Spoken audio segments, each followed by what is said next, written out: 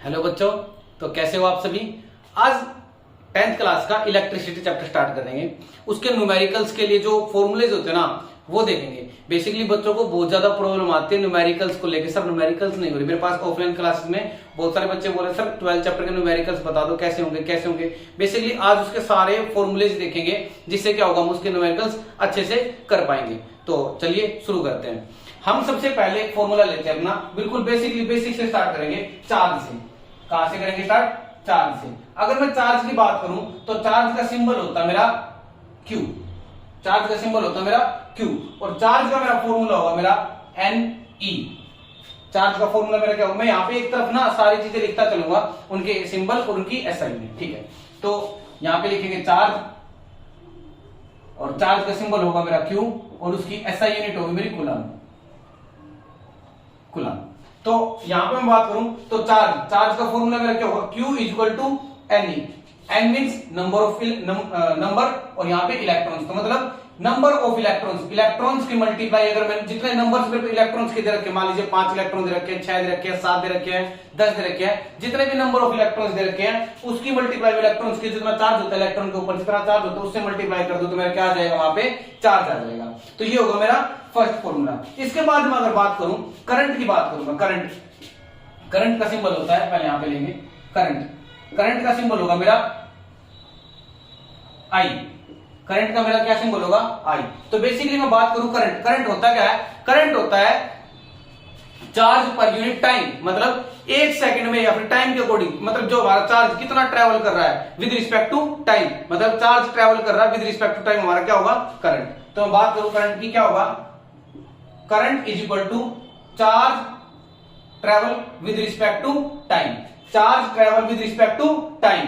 तो इसी हिसाब से अगर मैं बात करूं, अगर मैं इसकी बात करूं तो इसकी SI यूनिट क्या होगी? देखो, चार्ज की SI यूनिट कूलम और टाइम की SI यूनिट सेकंड। तो मैं बोल सकता हूं कूलम पर सेकंड इसकी SI यूनिट होगी। बिल्कुल, इसकी यूनिट कूलम पर सेकंड होती है, किसकी? करंट की यूनिट। लेकिन हम इसके अलावा एक यूनिट और भी यूज करते हैं, जो हम क्या बोलते हैं उसको? एम्पियर। तो करंट की SI यूनिट क्या होगी? एम्पियर। ये भी करंट की SI यूनिट होती है कूलम पर सेकंड, लेकिन हम यूज कैसे करते हैं? एम्पियर। कूलम पर सेकंड भी यूज कर सकते हो, कोई प्रॉब्लम नहीं होती। हाँ, अब यहीं से अगर मैं इसकी बात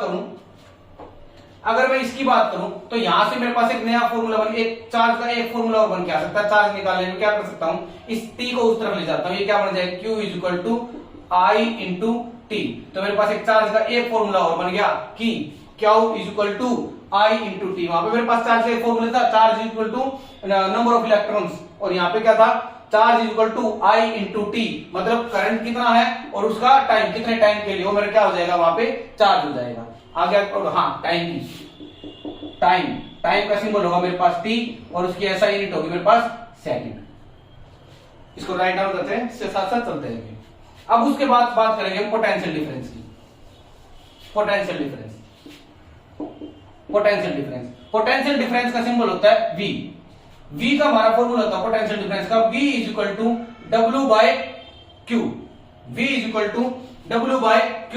बेसिकली मैं बोल सकता हूं कि ये क्या होता है? वर्क डन, और ये क्या होता है? हमारा चार्ज। ये क्या होता है? हमारा वर्क डन, और ये क्या होता है? हमारा चार्ज। वर्क डन की SI यूनिट क्या होती है? वर्क डन क्या है? एनर्जी है। एनर्जी की SI यूनिट क्या होती है? जूल। तो जूल, और इसकी SI यूनिट कूलम। तो मैं इसकी SI यूनिट क्या बोल सकता हूं? जूल पर कूलम। क्या हो जाएगी? जूल पर कूलम इसकी SI यूनिट। लेकिन हम यूज कौन सी करते हैं? ये भी यूज कर सकते हैं, कोई प्रॉब्लम नहीं होती, लेकिन हम यूज कौन सी करते हैं? वोल्ट। कौन सी यूज करते हैं? इसकी SI यूनिट वोल्ट हो जाएगा। अब यहां से मैं वर्क डन का फॉर्मूला भी निकाल सकता हूं यहां से। तो वर्क डन का फॉर्मूला क्या होगा? जब इसको उस तरफ भेज दूंगा तो मैं V into Q. Work done का फॉर्मूला क्या होगा मेरा? V into Q. और वर्क डन की मैं बात करूं यहां पे, वर्क डन को मैं किस सिंबल से दिखा रहा हूं? W से, और उसकी SI यूनिट क्या होगी मेरे पास? जूल। क्योंकि क्या है? वर्क डन क्या होता है? एनर्जी तो होती है, इसकी SI यूनिट क्या होगी? जूल। इसको राइट डाउन कीजिए एक बार। चलो, इसके बाद में अगर बात करूं कि हमें एक चीज सुनना, मान लीजिए मेरे पास कोई सर्किट है, ये मेरे पास कोई सर्किट है, यहां पे कोई सर्किट है। अभी मेरे को एक बात बताइए, अगर मैं वोल्टेज बढ़ाता हूं इसमें, अगर वोल्टेज बढ़ाता हूं तो करंट बढ़ेगा। वोल्टेज बढ़ाता हूं तो करंट बढ़ेगा। मैं बोल सकता हूं कि वोल्टेज मेरा डायरेक्टली प्रोपोर्शनल किसके है, करंट के। मेरा वोल्टेज किसके बराबर है, सॉरी डायरेक्टली प्रोपोर्शनल किसके है, करंट के। तो मैं डायरेक्टली प्रोपोर्शनल का मैं यहां पे देता हूं एक बार कि मेरी वोल्टेज किसके डायरेक्टली प्रोपोर्शनल थी, करंट के। कि अगर वोल्टेज बढ़ रही है तो करंट बढ़ेगा, और करंट बढ़ रही है तो वोल्टेज बढ़ेगा, और करंट घट रहा है तो वोल्टेज घटेगी, और वोल्टेज घट रही है तो करंट घटेगा, बोल सकता हूं मैं। लेकिन यहाँ पे इक्वल टू का साइन लगाना पड़ता है और हमें कांस्टेंट की जरूरत पड़ती है। तो इक्वल टू का साइन लगाने के लिए मैं यहाँ पे कांस्टेंट लगा देता हूं। यहाँ पे क्या हो जाता है, V equal to I R. और ये इस फॉर्मूला हमारा बहुत फेमस है, इसको बोलते हैं ओम्स लॉ। क्या बोलते हैं, ओम्स लॉ। ये हमारा फॉर्मूला बन गया किसका, ओम्स लॉ।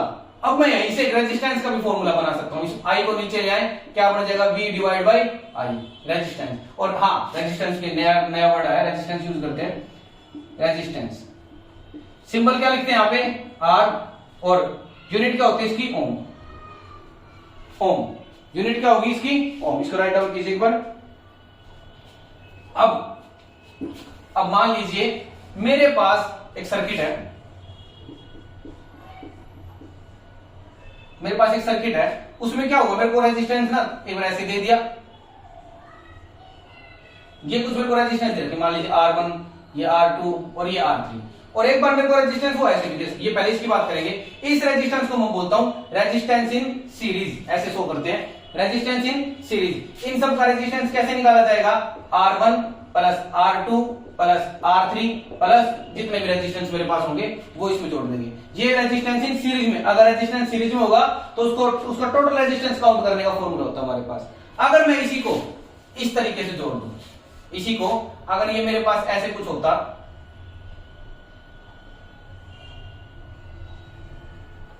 ये एक रेजिस्टेंस होगा, रेजिस्टर लगा दिया, यहां पे लगा दिया, और एक यहां पे लगा, ये R1, ये R2 और ये R3। तो मेरा इसका फॉर्मूला क्या हो जाता, 1 by RP, resistance in parallel, 1 by R1 plus 1 by R2 plus 1 by R3, और जितने भी होंगे जोड़ते चले जाएंगे। ठीक है, इसको राइट डाउन कीजिए एक बार।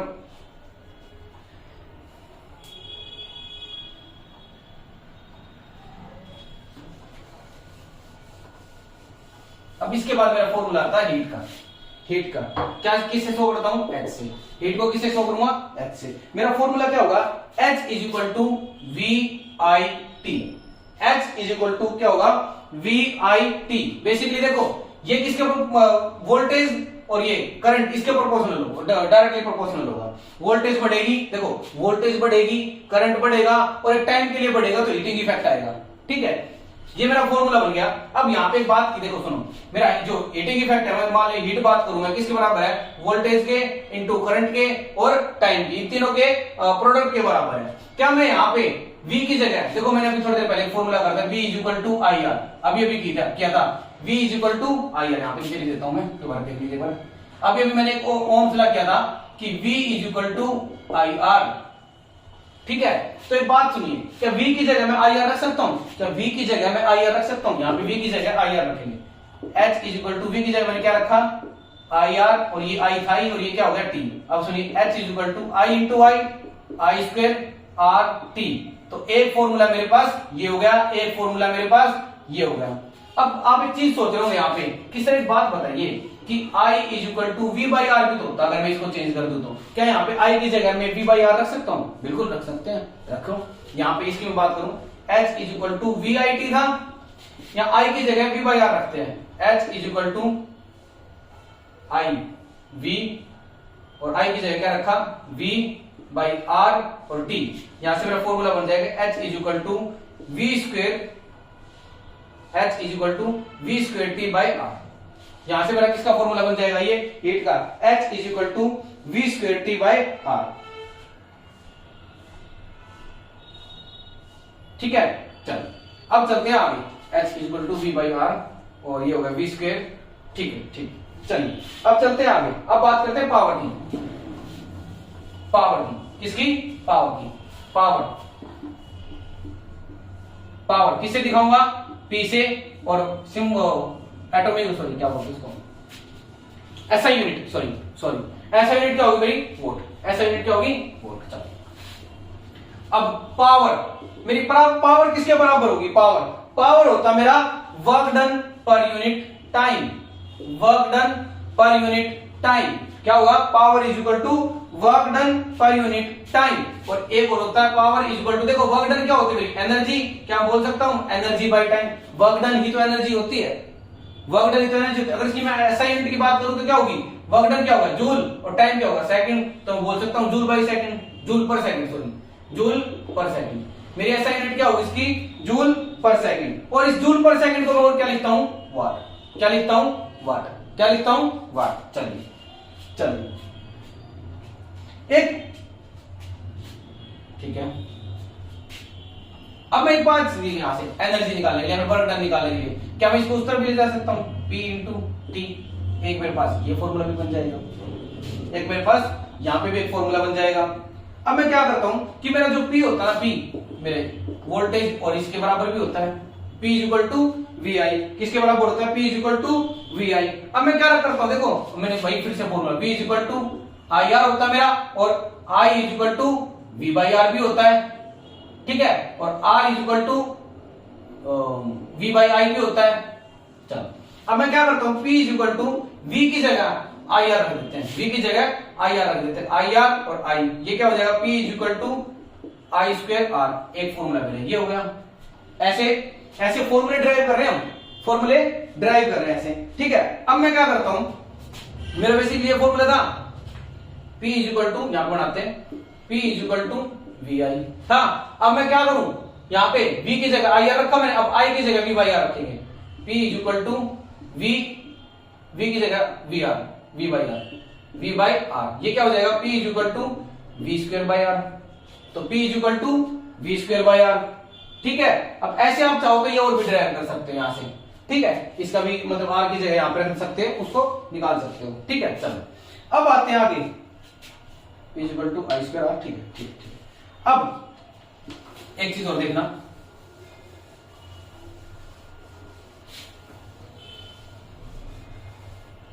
अब जो मेरा ना रेजिस्टेंस होता है, जो रेजिस्टेंस होता है ना, रेजिस्टेंस वो डायरेक्टली प्रोपोर्शनल होता है मेरा किसके, लेंथ के।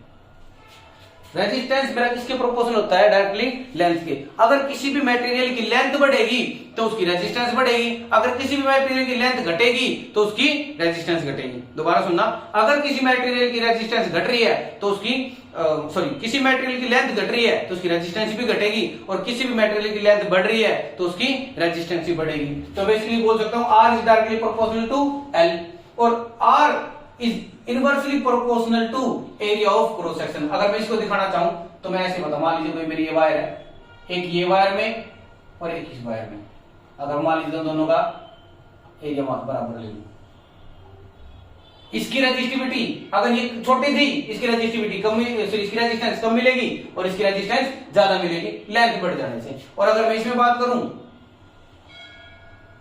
एक इस वायर की बात करते हैं और एक इस वायर की बात करते हैं, तो एरिया बढ़ेगा तो रेजिस्टिविटी घटेगी, और एरिया घटेगा तो रेजिस्टिविटी बढ़ेगी। ये दोनों एक दूसरे के इनवर्सली प्रोपोर्शनल होते हैं। अब इनवर्सली प्रोपोर्शनल का साइन हटाने के लिए मैं एक रेजिस्टिविटी का साइन लगाता हूं, जिसको बोलते हैं रो। कैसे लगाएंगे, R इज इक्वल टू रो, और ये दोनों फॉर्मूले बन के क्या बन जाएंगे, L बाई ए। ये हमारा किसका फॉर्मूला होता है, रेजिस्टेंस का फॉर्मूला होता है, ठीक है। तो ये कुछ फॉर्मूले थे हमारे इलेक्ट्रिसिटी चैप्टर के, आप एक बार इनको अच्छे से देखिएगा, और जितने भी आपके न्यूमेरिकल्स हैं उनमें को ट्राई करके देखिएगा, आप इजीली सोल्व आउट कर पाओगे। अगर फिर भी नहीं होते, कुछ आपको प्रॉब्लम आती है तो कमेंट कीजिए, आगे करते हैं इसको। Thank you.